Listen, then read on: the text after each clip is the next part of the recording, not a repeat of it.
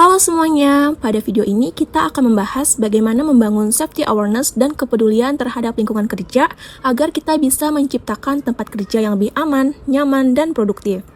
Pernah nggak sih kita berpikir, cuman sebentar kok nggak usah pakai APD, atau mungkin melihat sampah kecil di area kerja lalu berpikir, nanti juga ada yang bersihin, padahal kebiasaan-kebiasaan kecil seperti itu bisa menjadi awal munculnya risiko kecelakaan di tempat kerja loh.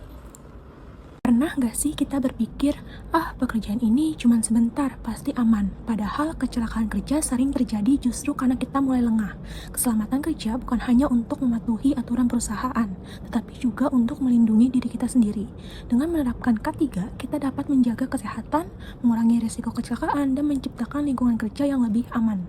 Saat merasa aman, kita juga bisa bekerja dengan lebih fokus, nyaman, dan produktif.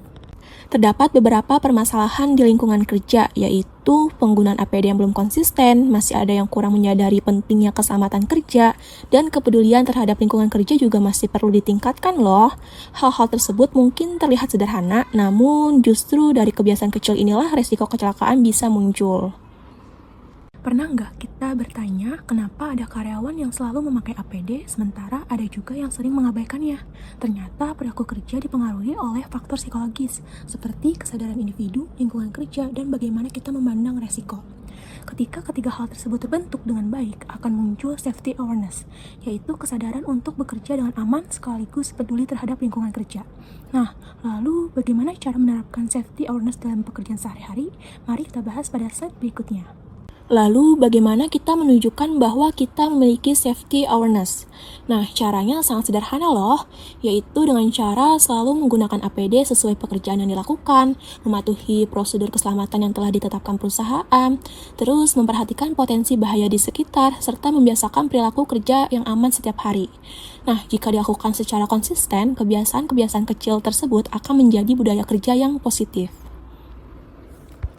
Selain menjaga keselamatan diri sendiri, kita juga perlu memiliki kepedulian terhadap lingkungan kerja.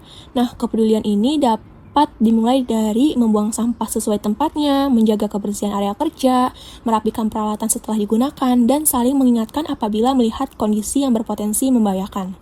Lingkungan kerja yang bersih dan rapi bukan hanya membuat kita nyaman, tetapi juga membantu mengurangi resiko terjadinya kecelakaan kerja.